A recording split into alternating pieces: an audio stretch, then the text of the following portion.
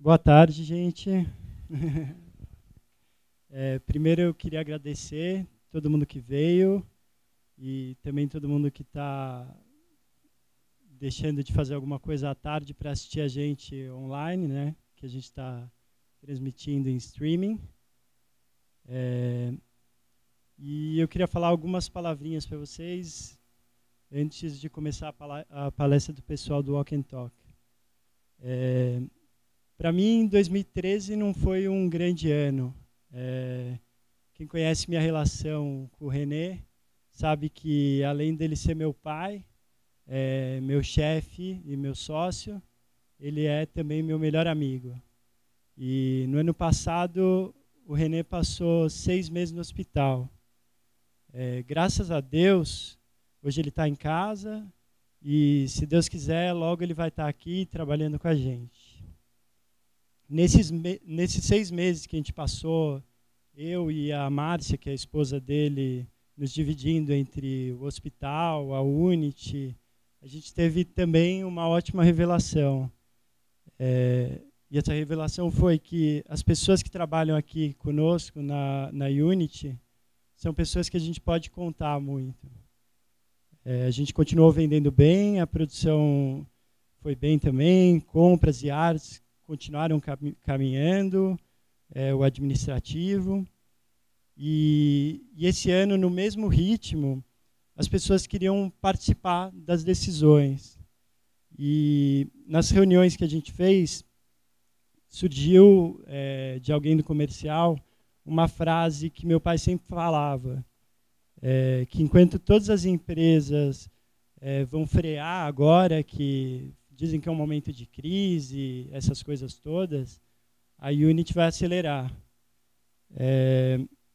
E disso veio a ideia de um catálogo que a gente vai fazer daqui a 2, 3 semanas. A gente vai estar lançando um catálogo com 128 páginas, naquele formato maior, com todos os produtos, muitas novidades. E dentre essas muitas novidades, coisas que foram criadas aqui dentro mesmo, por todo esse pessoal.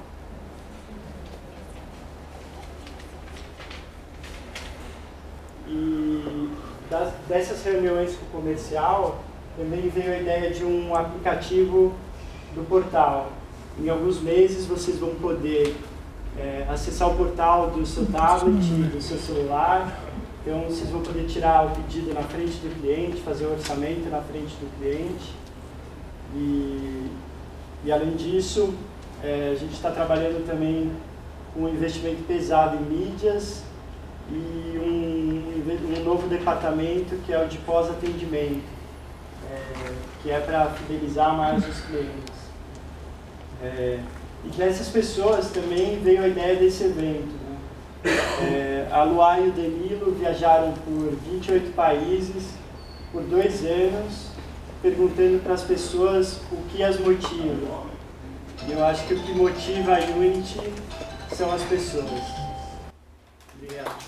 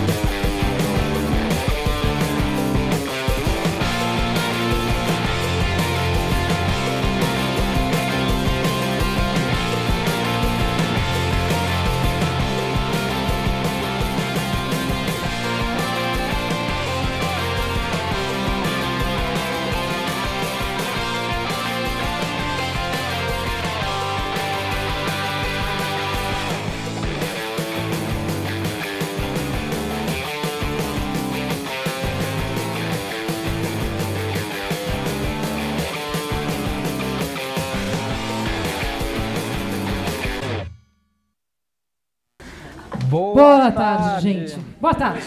Boa tarde. Boa tarde. Vai sem microfone mesmo. Vai sem microfone. Boa tarde. Será que vai sem microfone? Vocês Dá estão uma olhadinha, escutando? por favor. Então, acho que não vai acho que precisar, a gente na vai verdade, sair né? mesmo. Então, bom, Boa gente, tarde. é um prazer imenso estar aqui.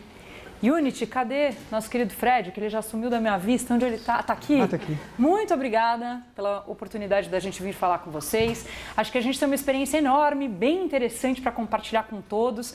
A gente, quando entrou, talvez a gente não tenha visto todos vocês, mas a energia já estava ótima, né, Dan? Já gostamos de ver. Então, acho que agora é um momento para todo mundo um pouco se apresentar, né?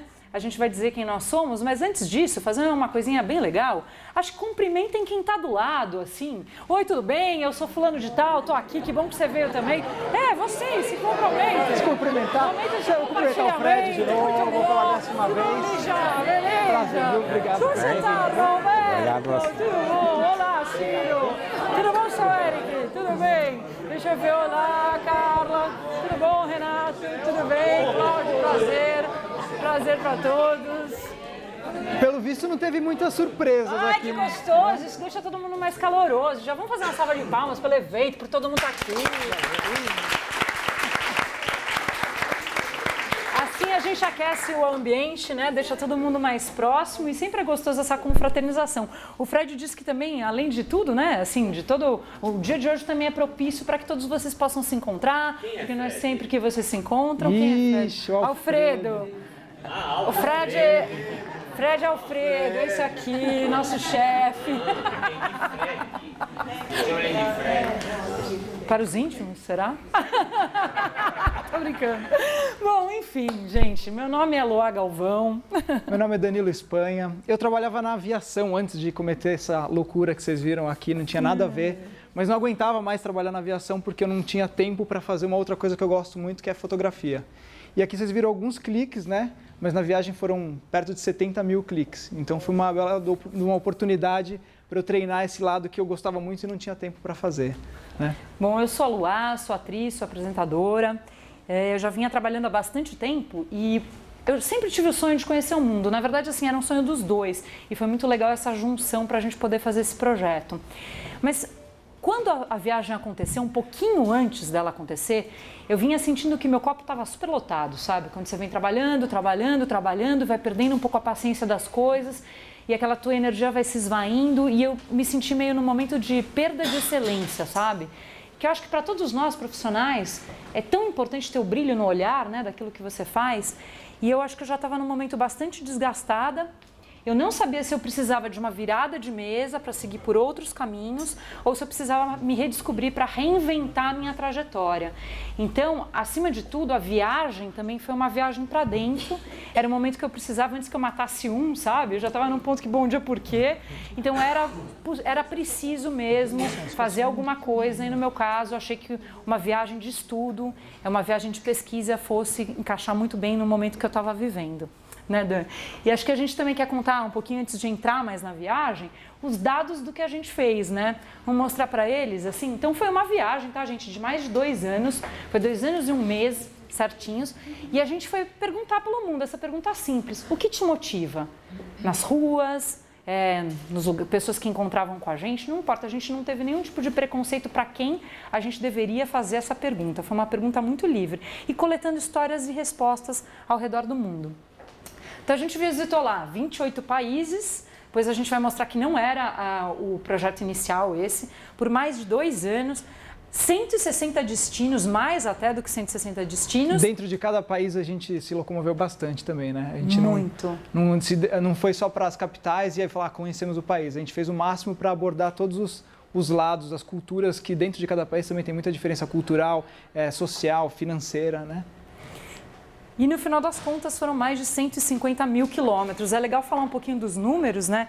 E quando a gente fala também em 160 destinos, é lembrar que, imagina quantas vezes a gente fez a mala, mudou de casa, ou de hotel, ou de hospedagem. Então foi também todo um alinhamento nosso com essa vida de viajante que nunca é a mesma coisa, né? Que o dia é sempre diferente. E aí acho que veio uma coisa muito legal, quando o Alfredo falou pra gente, fez esse convite pra gente vir até aqui. Eu fiquei pensando bastante, eu e o Dan, que boa oportunidade de ter um público que no fundo tem uma afinidade tão grande com a gente, porque não é todo mundo que tem essa afinidade tão grande. Se a gente for considerar que durante mais de 2 anos nós fomos viajantes, e a gente até continua fazendo a pesquisa aqui agora, a gente tem muitas características comuns a vocês. Número 1, somos empreendedores das nossas próprias vidas, é ou não é? Acho que vocês são os donos, primeiro, do tempo de vocês, assim como a gente. Ter que lidar com essa agenda, fazer os acertos, né? Que às vezes é bom ou ruim a gente ser dono do próprio tempo. Assim, pisar em ovos todos os dias, cada dia sempre ser um dia novo. Acho que a gente contar muito com a nossa própria bagagem de vida, o que a gente acumulou de expertise, de habilidade, e é isso que vai fazer a trajetória de cada um de nós ser diferente, distinta e ter sucesso ou não, né? E a gente sentiu bem isso, do que você precisa carregar na bagagem da sua vida, que é importante para você trilhar uma boa jornada, um bom caminho, né? Então a gente falou, poxa, que interessante. E outra de ser um evento que é menorzinho, então que não são aquelas plateias que a gente pega de 300, 400 pessoas, que a gente não tem isso. Então eu falar, Geraldo, que legal que você está na minha frente. Poxa vida, deixa eu ver, Silvia, que bom que você está aqui, para a gente ter um olho no olho, poder abrir para perguntas depois e seguir numa coisa um pouco mais íntima. Então foi muito gratificante. Então saibam que a gente vê em vocês um espelho da gente. E acho que temos em comum a estrada da vida, como a estrada dos viajantes, e acho que todos estamos, cada um na sua estrada, né? Então, assim, foi muito, muito legal estar aqui com vocês, tá, gente? O que mais, Danilo? O que a gente tem pela frente? Planos iniciais. Antes da gente sair do Brasil, nossa ideia era passar por 17 países, né? Mas essa era a lista que a gente tinha, dos desejados. Como o papel aceita tudo e na hora do vamos ver, algumas coisas acabam saindo diferente do que a gente planejou, nem sempre é do jeito que a gente imagina. A gente teve que cortar alguns países, a Tunísia, a Grécia e o Peru. A Grécia estava numa crise, se vocês se lembram, né? Há pouco tempo atrás passou por uma crise terrível. A gente não tinha como sacar dinheiro porque o banco estava fechado, os principais monumentos que a gente queria visitar não tinha como a gente visitar. A gente também passou pelaquela época do Arab Spring, a primavera árabe, né? Que estavam exaltados e no Egito estava uma baita de uma confusão, estavam quebrando tudo lá na praça e a gente estava próximo, inclusive a gente ficou 15 horas no aeroporto da... Só interromper vocês um minuto, se vocês não falarem aqui, não sai na transmissão. Jura? Alô? Tem um outro? Tá. Então a gente pode passar. Agora foi. Legal. E a gente chegou a ficar 15 horas no aeroporto do Cairo porque a gente não podia descer lá. E a gente foi direto para a Jordânia, já emendou um voo no outro, né? Então, quando a gente planeja, a gente não sabe o que vai acontecer nos lugares onde a gente vai passar. E o Peru, a gente demorou tanto para chegar que a gente perdeu o voo que a gente tinha, que a gente, quando saiu daqui, comprou uma passagem de volta ao mundo que tem validade de 1 ano. E até então a gente não tinha chegado, a gente acabou perdendo. Mas, em compensação, a gente adicionou todos esses outros países também, né, para a nossa viagem. E a gente acabou totalizando 28 e a gente diz que o Brasil é o 29º, porque aqui a gente continua em todas as oportunidades que a gente tem quando a gente viaja, ou para dar palestra, ou fazer algum trabalho, a gente continua perguntando para as pessoas o que te motiva e continua recebendo histórias incríveis com essa perguntinha tão pequena, mas tão poderosa. Bom, gente, então a primeira lição aqui que a gente teve é que é muito... Papel aceita tudo, né? Você está fazendo um planejamento, seja do que for... No papel a gente põe bordadinho, põe florzinha, põe tudo, traça, né, nossas trajetórias de X maneiras, mas na hora da prática nem tudo é possível e é muito legal esse jogo de cintura para você ir vendo o que você tem que cortar do teu plano original, o que você pode acrescentar que vai ser muito legal. E a gente tinha ideia de ficar muito menos tempo do que a gente ficou, mas uma vez com o pé na estrada e a gente também coletando histórias tão encantadoras como a gente estava coletando, a gente resolveu ficar mais tempo e aproveitar ao máximo que essa oportunidade, essa experiência tinha para nos oferecer. Então foi meio isso. Aí vocês devem estar falando assim, nossa, legal, né? Bacana, gostei dos dois, mas pô, herdeiros, filhos de pai rico, como é que eles conseguiram fazer isso, né? Que será que é para todo mundo? Então a gente já para desmistificar, olha, se a gente juntar a fortuna pessoal da família dele com a minha, não dá meia. Então, assim, não fomos patrocinados, a gente não tinha grandes quantias guardadas antes de fazer o projeto, e acho que a coisa mais importante foi, a gente tinha um grande sonho. Um sonho comum aos dois. A gente realmente queria conhecer o mundo e não queria viajar apenas somente no ato de viajar. Não é somente, já é um baita de um ato. Mas a gente falou, poxa vida, vai ficar todo esse tempo sem trabalhar, como é que a gente exercita a mente? Vamos fazer um estudo bacana. E a gente se conheceu dentro de um curso que trabalhava muito desenvolvimento de talentos, motivação, qual o seu propósito de vida, qual é a sua missão. A gente falou, então vamos sair para realmente tentar conhecer um pouco mais com profundidade isso que a gente já estuda. Então, daí, de sonho para virar realidade, tem aí um chão, né, do que você precisa fazer para isso começar a se concretizar. Então, foi muito legal, porque a gente diz, pode avançar uma tela, que esse tempo de viagem foi um tempo muito pisando em ovos, né, e que algumas coisas precisaram ser feitas antes para que ele se concretizasse. Então, Odan, pode passar mais uma tela, por favor? A gente, antes de contar toda essa formulação do que a gente aprontou, a gente quer mostrar um pouquinho para vocês que a gente foi mesmo, que é verdade, vocês se encantarem com algumas imagens, e aí a gente fala um pouco da parte técnica do projeto antes dele acontecer. Bom, vou aproveitar que eu já vi uma imagem boa aqui. Essa aqui, no caso, foi no Laos, numa cidade que chama Luang Prabang.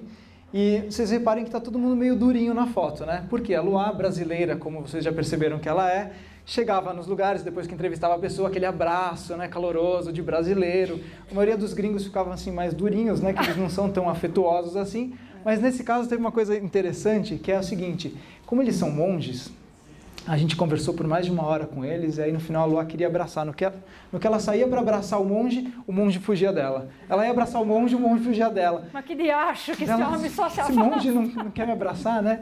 E daí, na verdade, ela se lembrou que os monges não podem tocar em mulheres, na verdade, né? E aí, gafe cultural da Luá, todo mundo duro, assim, com medo dela ir pra cima deles para dar um abraço. Os monjinhos já até colocaram o braço para trás, né? Falaram, vai que essa louca crespa vem atrás de mim, melhor eu já... Então, não sei se dá para vocês verem, eles estão aqui bem quietinhos com o bracinho para trás, né? Mas foi no calor humano daquele momento, pô, que legal, vamos tirar uma foto que a gente, né, te entrevistou, e foi isso. Aqui a gente passou pela Turquia, antes da novela da Globo até, inclusive. Aqui foi aí na Guatemala e essa daqui na Tailândia. Pode passar mais uma, por favor. Tá funcionando? Aqui tem mais algumas fotos, essa daqui é na Turquia, um sorveteiro mais motivado da viagem que a gente encontrou, sensacional. Esse daqui também é uma história curiosa, né? Porque ele é um cidadão da Indonésia chamado Azam. Azam é a função dele, é o cara responsável por chamamento à reza muçulmana, né? E aí, conversando com ele sobre a religião muçulmana, o islamismo, ele me contou uma coisa, que tem 5 pilares essa religião, e um desses pilares é tentar convencer o maior número de pessoas para virar muçulmano, né? Então, nesse momento, ele estava praticando esse pilar, estava tentando me converter a muçulmano. Eu fiquei uns 15 minutos muçulmano, aí depois passou, não fiquei mais muçulmano. Aí ele falou das 72 virgens, aí eu me empolguei, falei, não, agora essa parte é boa. E daí... Não, mas é assim, porque se ele me converte a ser muçulmano, ela automaticamente já é convertida também, e assim a religião se espalha, né? Mas tem coisas lindíssimas sobre essa religião que a gente acabou descobrindo só conversando mesmo com essa pessoa. Aqui a gente estava em Sevilha, encontrou também uma pessoa que vivia da sua arte. Acho que esse aqui não vai funcionar. Que vivia da sua arte rodando o mundo. Era um super de um artista. Na Europa tem muito desses artistas de rua, mas eles têm uma perfeição incrível. E é super legal porque ele escolhia um destino, passava 6 meses naquele destino, trabalhando, coletando dinheiro na rua, depois ele escolhia um próximo destino e assim ia mudando. Ele já estava fazendo isso há uns 7 anos.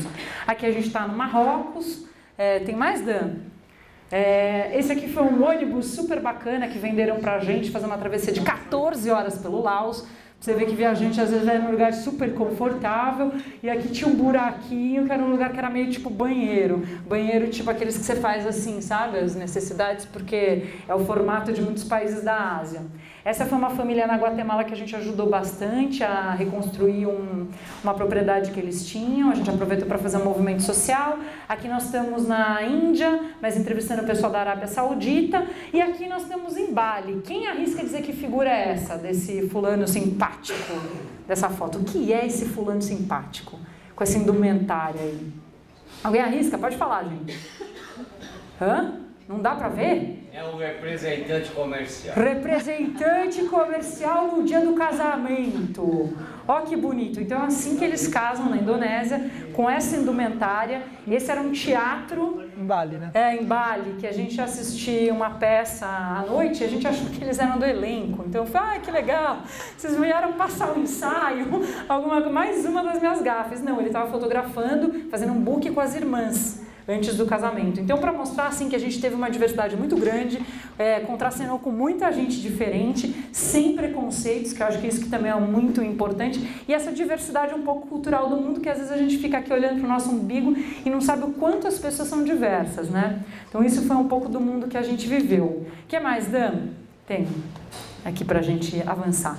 Bom, então agora voltando a falar um pouco do pré-projeto, mas como é que a gente, sem ser filho de pai rico, sem ter grandes fundos monetários, a gente conseguiu transformar esse sonho em realidade? Então, uma coisa muito legal para falar foi que a gente falava muito, né? Ah, vamos dar a volta ao mundo, vamos fazer esse projeto, vamos não sei o quê. E ficava tudo no campo dos sonhos, assim. E teve um dia que foi muito marcante pra gente, que eu lembro que a gente estava na cozinha de casa. Pra trás pra câmera te pegar. Tem que ficar para trás, tá? Que a gente, desculpa aí quem não estiver vendo diretamente. Então, que a gente estava na cozinha de casa e a gente começou, ai meu Deus, e se a gente não tiver patrocínio? E se a gente não tiver apoio? E se a gente não conseguir? Vamos mesmo assim? Quanto de viagem a gente consegue viajar com o que a gente tem de dinheiro, se o Danilo vender o carro, eu pegar minhas economias, juntando tudo que a gente tem? Então, foi um dia super importante que a gente disse que foi o dia D, porque esse dia, o que era sonho, começou a virar projeto, porque um olhou para o outro e falou, vamos mesmo? Eu lembro que a gente deu a mão, um olhou para o outro e falou, independente do que acontecer, vamos marcar uma data para viajar? Isso era setembro de 2010. E aí a gente falou, sem data marcada, as coisas não vão acontecer. Então a gente pegou o calendário nessa noite, começou a estudar um pouco, sabia que a gente queria seguir uma rota pelo verão dos continentes, para ser mais fácil de carregar mochila, menos peso nas costas e tudo mais. Então, para que isso pudesse dar certo, a gente tinha que sair do Brasil ainda no verão brasileiro, porque o nosso primeiro ponto, a gente ia lá para o fim do mundo, para a Austrália, e ia voltando. E a gente falou, então tá bom, dia 2 de fevereiro do ano que vem, a gente está embarcando, vamos emitir uma passagem? E a gente comprou a chamada passagem Volta ao Mundo, que a gente foi comprar depois dessa decisão. Mas a gente primeiro colocou uma data e falou, ó, seja o que acontecer, não importa, a gente vai estar viajando esse dia. Então foi muito legal, porque foi uma sensação de que aquele sonhinho, né, que acho que todos nós temos vários sonhos, ele começou a se concretizar e foi o primeiro passo para virar o projeto e para o projeto começar a acontecer. E eu vou dizer para vocês uma coisa engraçada, a gente já vinha trabalhando nele anteriormente, essa conversa, mas tudo estava muito no campo das ideias ainda. Parece que quando a gente firmou esse compromisso, porque foi um com o outro, teve uma coisa que, sabe, sincronicidade, o que é? O mar abriu, assim, parece que a gente começou a encontrar as pessoas certas, no lugar certo, que deram as pistas certas, que falaram, poxa, ó, fala com o fulano de tal, ó, tem uma feira de turismo que vai acontecer, porque vocês não passam lá? Então, começaram a nos entregar pistas super relevantes para o nosso sonho começar a virar realidade. Mas isso porque a gente deu o primeiro passo, não ficou no campo dos sonhos. Então, foi uma coisa bastante importante, né? E a gente colocou aqui uma projeção, que a gente, é uma frase nossa até, que a dúvida não nos leva a lugar algum. Só a certeza pode ajudar a construir o caminho. E que a gente considera isso uma verdade. Porque às vezes os sonhos não acontecem porque a gente fica, vou, não vou, quero, não quero. Eu quero para a direita, eu quero para a esquerda, eu quero morar no Marrocos ou na Tailândia, eu quero tipo mudar de empresa ou ficar na mesma, eu quero me vestir de verde ou de amarelo hoje.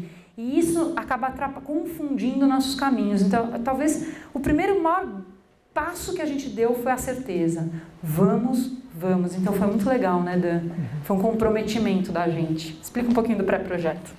E agora, voltando aqui para o pré-projeto, a gente teve 8 meses desde essa decisão até a data da partida, né? E foram 8 meses de trabalho, assim, de verdade. A gente trabalhava o dia inteiro para conseguir realizar o projeto e, na verdade, eu até acabei pedindo demissão, que contei que eu trabalhava na aviação, porque a gente precisava de mais tempo, eu precisava me dedicar mais, estava sobrecarregando a Luá nas coisas que a gente estava fazendo para o projeto, aí eu pedi demissão e acreditei que tudo ia dar certo, que fosse acontecer.